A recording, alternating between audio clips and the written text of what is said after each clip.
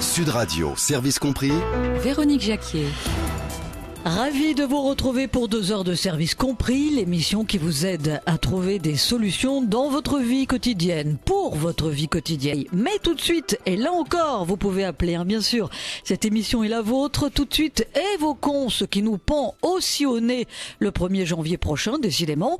C'est une hausse du prix du gaz de 5%. Alors, dans service compris, on va se donner l'occasion de se dire pourquoi ne pas changer de fournisseur pour payer moins cher le gaz, mais aussi l'électricité.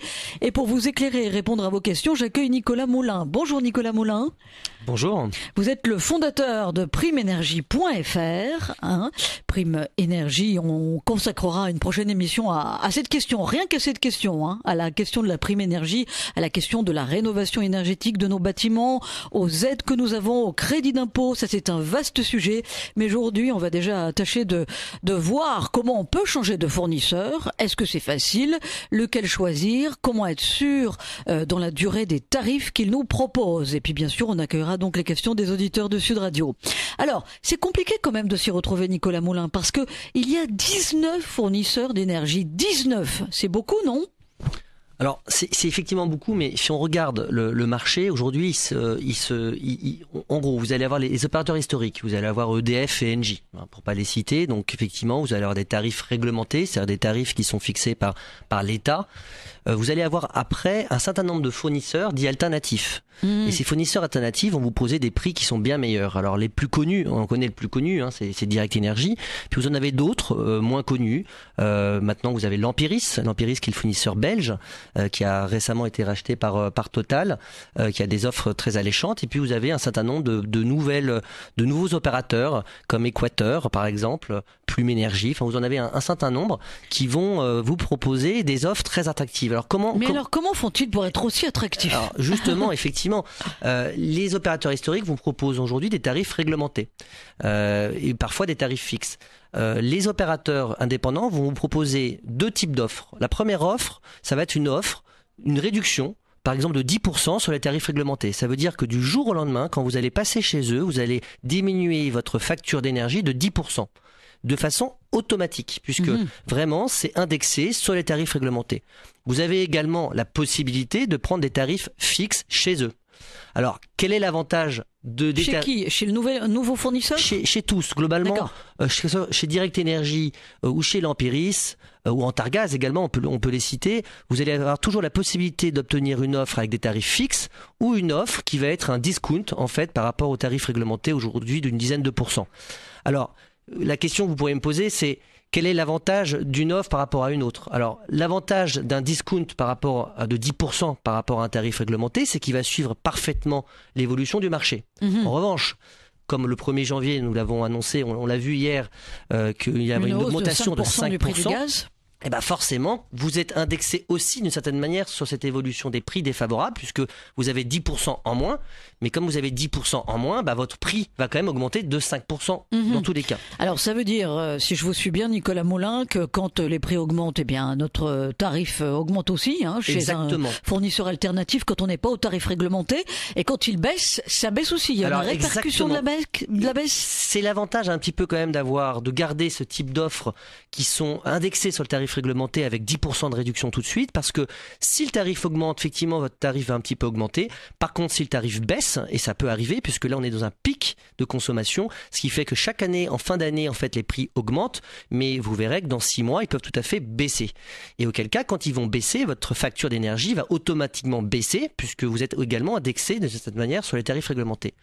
L'intérêt d'un tarif fixe, en revanche, c'est que effectivement, si le prix augmente, par exemple, le 1er janvier, vous avez votre tarif qui est indexé, qui n'est pas indexé justement, qui est fixe pendant 1 an, 2 ans ou 3 ans, ça va dépendre des offres. Et donc, alors attention, il faut que vous nous fassiez le distinguo entre tarifs réglementés et tarifs fixes. Surtout effectivement en ce moment dans nos boîtes aux lettres, on voit arriver des propositions de tarifs fixes. Donc quand on est au tarif réglementé, restez chez EDF qui vous propose un tarif fixe, c'est possible ça? Alors, effectivement, les opérateurs historiques, EDF et Engie, ont réagi. Ils vous proposent également des tarifs fixes Mais quel est l'intérêt? Alors, l'intérêt du tarif fixe, encore une fois, c'est que vous n'avez plus à vous soucier de l'évolution des prix du gaz et de l'électricité. D'accord. Par exemple, rappelons justement, pour que les auditeurs de Sud Radio comprennent bien, quand on est au tarif réglementé, on est assujetti justement aux variations du tarif du gaz et de l'électricité. Exactement. Voilà. Alors, faut bien avoir en tête que dans le prix du gaz, vous avez en fait une grande partie qui vont être des taxes, vous avez des prix d'acheminant, puis après vous allez vraiment avoir le prix de la molécule, à peu près pour 40%. Quand vous avez des événements, typiquement la crise en Ukraine par exemple il y a 2 ans, là vous allez avoir un impact négatif sur le prix du gaz. Et là quand vous êtes au tarif réglementé, chez EDF, chez Engie, mais également chez un opérateur alternatif, puisque vous êtes indexé finalement même avec moins 10%, vous allez subir cette augmentation. Si vous avez choisi une offre avec des tarifs fixes pendant 1 an, 2 ans ou 3 ans, votre tarif au kilowattheure ne bouge pas. D'accord. Alors c'est quelque chose que vous conseillez du coup, le tarif fixe? Alors, il faut bien l'étudier. C'est pour ça que c'est intéressant quand même d'aller sur des comparateurs. Oui. Je pourrais vous en citer un certain nombre. Dans 5 minutes. Parce qu'effectivement, nous on en a également sorti un. C'est que le tarif fixe, ça dépend à quel niveau on vous le met. Puisque bien entendu, pour se prémunir d'une évolution de cours, les opérateurs, quand ils vous promettent un tarif fixe, en général, ils le mettent assez haut. Forcément. Bien entendu, ils veulent s'y retrouver. Ils veulent s'y retrouver. Et nous, quelque part, on a le sentiment d'être rassurés, alors que c'est une fausse valeur, si j'ose dire. Parce qu'il y a des évolutions dans l'année. Quand vous faites en fait une étude, vous allez vous rendre compte qu'effectivement que les tarifs augmentent en fin d'année, puis un petit peu baissent. Bon. Donc, de ce point de vue-là, il faut bien étudier les tarifs fixes. Et c'est pour ça que finalement, le plus simple, le premier réflexe à avoir, je pense, c'est déjà de changer d'offre, de quitter les tarifs réglementés d'EDF et d'Engie. Alors, ils vont pas forcément apprécier ce message. C'est vraiment quelque chose que vous conseillez. Mais je le conseille. Vous dites aux auditeurs de Sud Radio, allez, jetez-vous à l'eau. Mais je le conseille fortement. Oui. Je le conseille même plus que fortement, puisque je pense que vos auditeurs ont changé d'opérateur mobile. Ils sont passés chez Free, ils sont passés, on va pas tous les citer. Donc aujourd'hui, ne pas changer d'opérateur, de fournisseur d'énergie, pour moi, ça n'a pas de sens. Pourquoi ? Parce que la première chose, c'est que du jour au lendemain, quand vous allez passer chez Direct Énergie ou chez l'Empiris, vous allez économiser 10% du jour au lendemain. Il faut bien comprendre que le gaz et l'électricité, ça va être la même chose. Oui, alors après on va voir avec vous Nicolas Moulin, on va le voir dans une poignée de secondes, le temps que les auditeurs appellent, on va voir si le service clientèle suit, on va voir si les tarifs aussi ne font pas le yo-yo dans la durée. Bref, allez, vous allez rassurer nos auditeurs de service compris. Ils font le 0826 300 300. On vous attend pour être avec Nicolas Moulin, le fondateur de primeénergie.fr. Sud Radio, service compris. Véronique Jacquier. Encore une hausse qui nous pend au nez le 1er janvier prochain, hausse de 5% des prix du gaz. Alors pourquoi ne pas en profiter pour changer de fournisseur d'énergie, pour faire des économies, ça peut être une bonne résolution de fin d'année. Pour tout vous expliquer, et c'est passionnant, Nicolas Moulin, le fondateur de primeénergie.fr. Nicolas, avant de passer la parole à Pierre, qui nous appelle de Haute-Garonne et qui a fait le 0826 300 300 pour vous poser une question, expliquez-nous rapidement comment les nouveaux fournisseurs d'énergie font pour casser la baraque avec leurs prix. Comment ils s'y retrouvent? Comment c'est rentable pour eux comme opération? En fait, il faut bien comprendre aujourd'hui qu'un fournisseur d'énergie, ce n'est en fait globalement qu'un distributeur d'énergie, de gaz et d'électricité, et puis il vous proposera également des services, on pourra en revenir. Donc un distributeur comme Direct Énergie, comme les petits nouveaux, comme Équateur par exemple, tout simplement, ils vont avoir des coûts de structure qui sont bien inférieurs par rapport aux coûts historiques. Et également, il faut bien voir que ces distributeurs, ces opérateurs alternatifs, ils n'ont pas à leur charge la production. Et donc notamment, si vous comparez par rapport à EDF a sa charge et a la responsabilité de la production, entre autres nucléaire. Donc effectivement, dans son tarif, il essaye également de répercuter son tarif et ses coûts de maintenance. Donc c'est là où effectivement eux crient parfois à l'injustice. On peut s'interroger d'ailleurs parce qu'effectivement eux ont à leur charge toute la production. Mais un distributeur, finalement, qu'est-ce qu'il fait? Il achète du gaz et de l'électricité et il la revend en mettant sa marge. Donc quand vous voyez les opérateurs alternatifs, ils ont des coûts de structure réduits, ce qui leur permet de proposer des tarifs très alternatifs. On peut imaginer aussi, c'est pas sorcier, que les coûts de Direct Énergie en termes de personnel ou de services après-vente sont beaucoup moins importants que ceux d'EDF. Il n'y a pas photo là-dessus. Alors, il y a d'un côté une énorme structure et de l'autre côté des boîtes qui ont beaucoup plus de souplesse. C'est clair. Maintenant, il apparaît quand même des dernières études, que si vous parlez de Direct Énergie, effectivement, on croit comprendre qu'ils sont 200. Pour autant, il y a un certain nombre de services énergétiques qui proposent, qui sont plutôt à la pointe. Oui, tout à fait. Non, parce qu'ils vont proposer effectivement des aides aux économies d'énergie, des aides aux travaux. Nous, effectivement, nous on les connaît comme ça, puisqu'on propose des primes énergie avec eux pour financer des travaux de rénovation. Donc, ils sont plutôt à la pointe sur les services. Sur la partie distribution, effectivement, ils ont des coûts qui sont beaucoup plus réduits que les opérateurs nationaux historiques.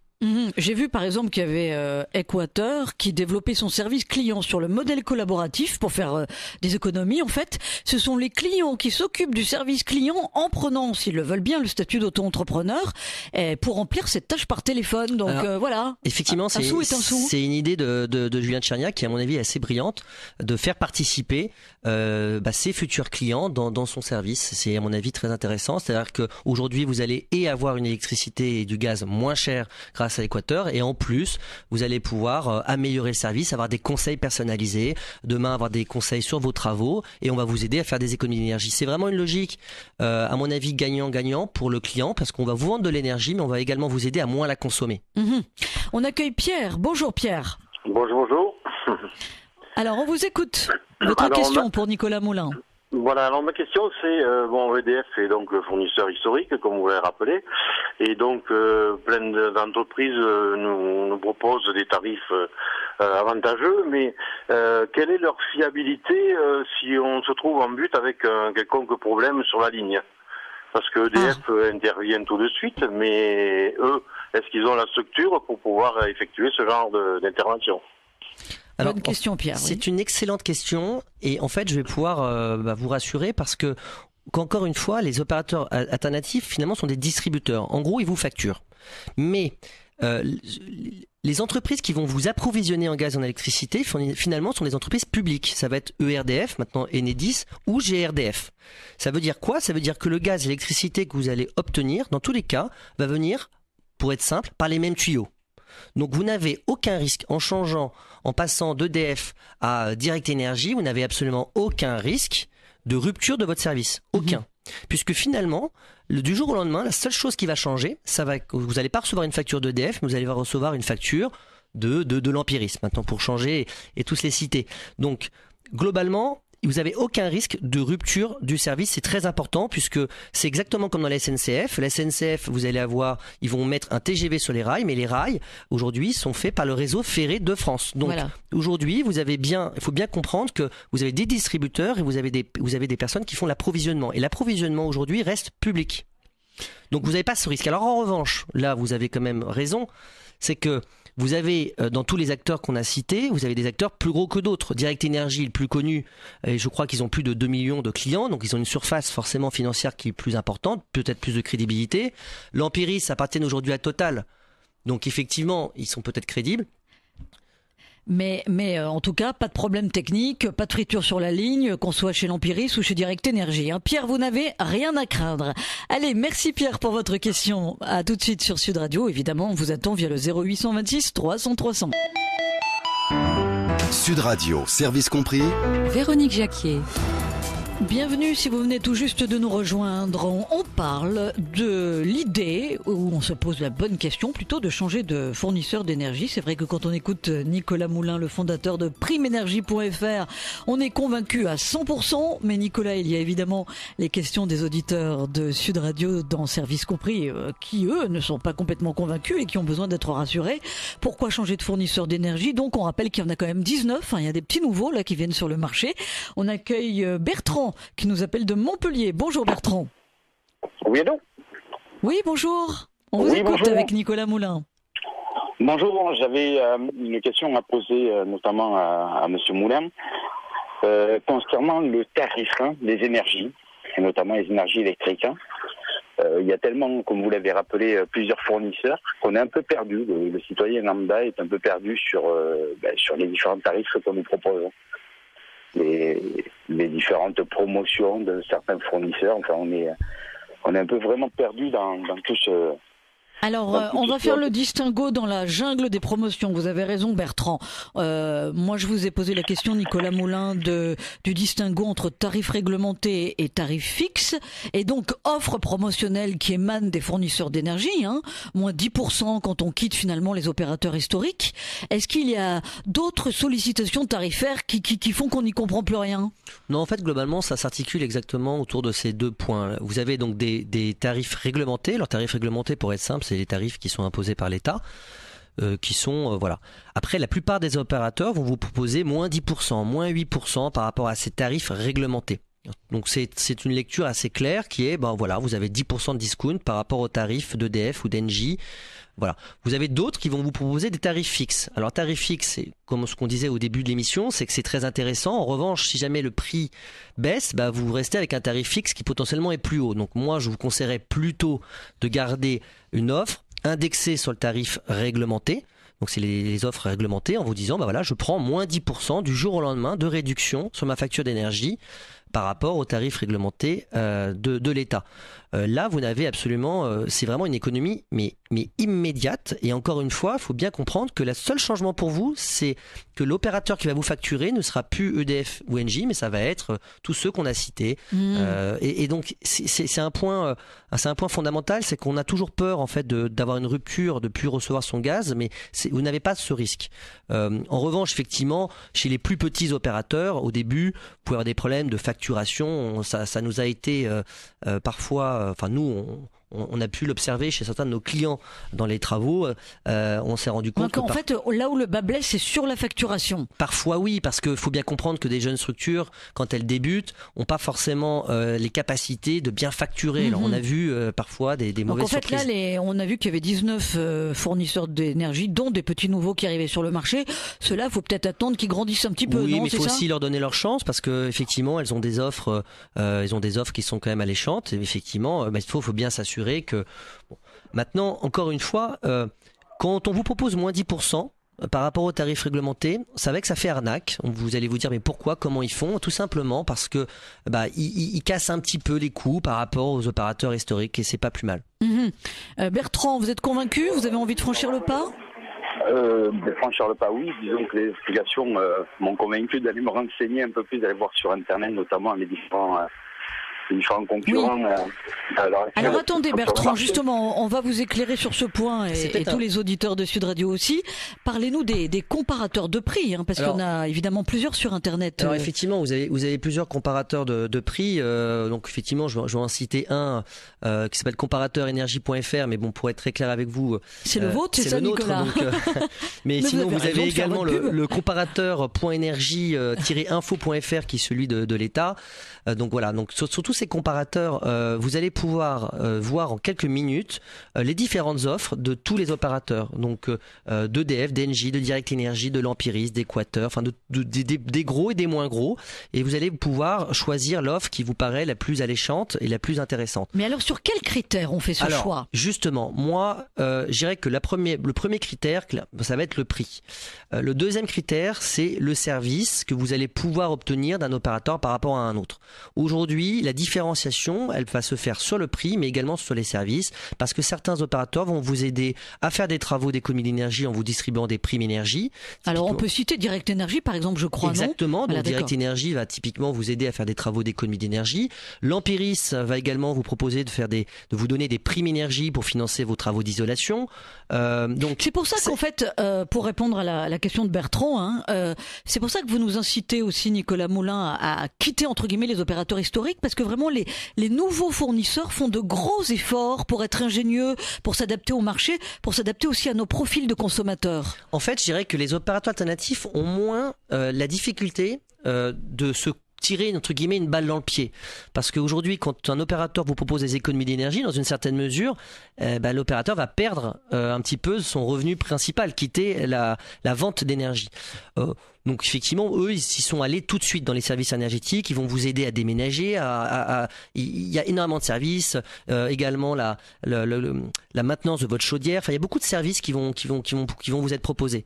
Les opérateurs historiques s'y mettent énormément aujourd'hui. Il faut être clair. Engie, vous avez vu, leur gaz, électricité, économie d'énergie. C'est comme ça qu'ils se présentent. Donc, ils vont également vous aider, vous accompagner dans vos économies d'énergie. Donc, en gros, pour choisir, moi je considère que assez simplement il faut prendre une offre sur le tarif réglementé, ce serait le conseil que je pourrais vous donner, avec le discount le discount le plus favorable que vous allez pouvoir avoir, donc ça va être effectivement 10%. Entendu Bertrand ? Oui, j'ai bien entendu, j'ai suivi tous ces conseils-là. Bon, écoutez Bertrand, vous souhaite une bonne après-midi. Merci bien sûr pour votre question et votre curiosité. Nicolas Moulin, alors vous nous avez dit, on fait attention pour les nouveaux petits opérateurs, même s'il faut leur donner leur chance, au service facturation. En revanche, avez-vous des mises en garde à nous faire sur le service clientèle ? Enfin, ça rejoint le service facturation. Alors, le service client, effectivement, c'est le gros sujet. Qui vous répond au téléphone ? Quand on a un problème ou qu'on a envie d'être rassuré ou qu'on a envie de comprendre notre facture... Alors, n'oubliez quand même pas, donc, si demain vous n'avez plus d'électricité ou de gaz, ça va rester, encore une fois, Enedis et GRDF qui vont s'occuper de s'assurer que vous retrouviez un accès au service. Donc, ça ne changera pas. Alors, effectivement, après, le service client va être différent d'un opérateur à un autre. Encore une fois, alors je cite Direct Énergie parce que alors nous on n'a pas d'action, je précise, chez Direct Énergie, mais il se trouve effectivement qu'ils ont été élus service client de l'année, donc il apparaît que le service client doit être bon chez eux.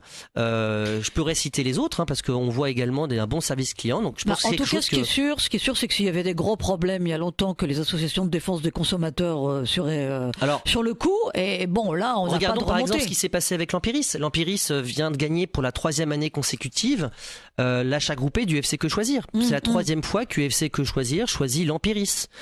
Donc c'est bien, je pense, la démonstration que cette offre est crédible et que le service client est bon. Donc après, le service client, ça va plutôt. Et est-ce qu'il ne faut pas faire attention quand même aux frais annexes, c'est-à-dire les assurances, les frais en cas d'impayé, l'existence d'un dépôt de garantie ? On nous demande des choses comme ça chez les fournisseurs alternatifs ? Alors en général pas. Non, il faut faire attention. Mais effectivement, vous allez avoir des coûts pour ouvrir votre compteur. Pour l'avoir fait récemment à titre personnel, j'ai eu 26 € à payer pour ouvrir mon compteur. Donc tout ça, effectivement, sont des coûts qui sont chez un fournisseur alternatif, mais il faut bien comprendre pourquoi. Ils nous font payer l'ouverture du compteur. Oui, sauf qu'en fait, la réalité, c'est que ce coût, en réalité, ils le répercutent parce que eux l'ont et doivent payer justement Enedis et GRDF pour l'ouverture du compteur. Donc vous avez des coûts parfois pour... Maintenant, je précise que... Vous pensez qu'on s'y retrouve, qu'on est gagnant sur le long terme ? Alors très clairement, c'est-à-dire qu'aujourd'hui, si je prends une maison, 4 enfants, 4 personnes, 2 enfants, 4 enfants, ça serait beaucoup. Donc sur une facture moyenne, je vous dis de 2 500 € par an, vous allez économiser tout de suite 200 €, 250 €. Oui, donc c'est un sacré budget. C'est quand même un bon budget et surtout, c'est très simple. Vous appelez un service client, il s'occupe de tout. D'accord. On accueille Paul qui a fait le 0826 300 300. Bienvenue Paul dans Service Compris sur Sud Radio. Oui, bonjour Véronique et bonjour à votre invité. Bonjour, on vous écoute. Alors en fait moi j'ai une question à poser à Nicolas, c'est que tout mon entourage est parti de chez EDF, donc la première année j'étais super content, ils ont fait des économies et ils me narguaient entre guillemets en me disant mais viens chez Direct Énergie, viens avec nous parce que c'est moins cher. Et donc là, ils ont fait le constat 3 ans après, et en fait, ils payent exactement pareil que moi. Et j'aurais voulu savoir pourquoi. C'est-à-dire, vous êtes resté chez EDF, vos amis sont allés chez Direct Énergie, et sur la durée, vous vous rendez compte que c'est kiff-kiff. Passez-moi l'expression, c'est ça. Alors, c'est la question que je voulais vous poser. Oui. Effectivement, sur le très long terme, est-ce que c'est vraiment rentable d'aller chez un fournisseur alternatif ? Alors, je pense qu'il faut comparer 2 choses, parce que je connais pas effectivement les offres qu'ont choisi vos amis.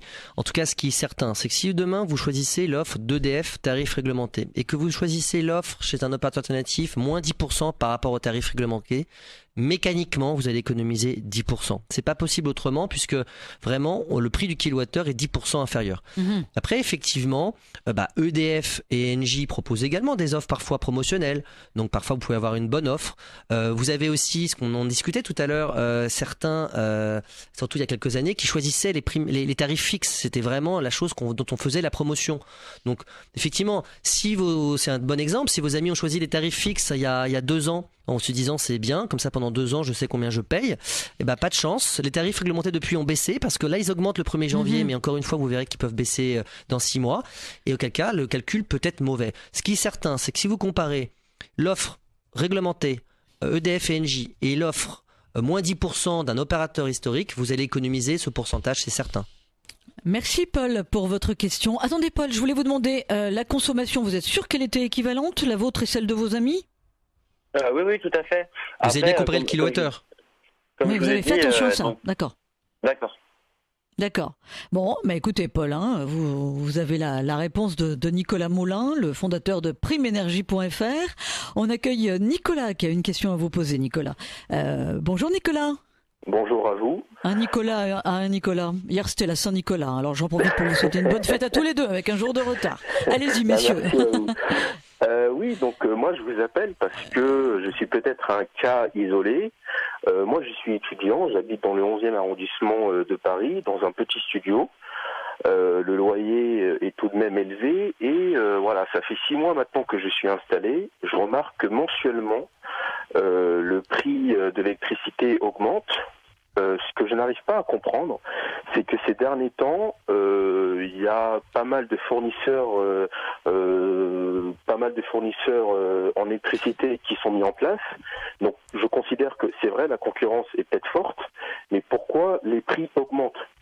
Oui, alors ça c'est pas mal. Attendez Nicolas, ça c'est pas mal comme question parce que c'est vrai que les gens se disent il y a toujours des hausses de prix d'électricité alors qu'il y a de plus en plus de fournisseurs, 19, on l'a dit en tout, et on comprend pas pourquoi ça fait pas baisser le prix. Alors expliquez-nous Nicolas, en fait ça n'a rien à voir. En fait, effectivement, Attendez, laissez parler Nicolas. Ok, allez-y. Alors en fait, effectivement, là on parle du tarif réglementé. Le tarif réglementé, il augmente en ce moment. Donc là, on annonce une augmentation de 5%, notamment sur le gaz. Alors ce que je disais tout à l'heure, par exemple, sur le gaz, c'est que c'est intéressant de voir que dans le tarif, en gros, vous n'avez que 40% du prix qui correspond à la molécule. Le reste, ça va être des taxes.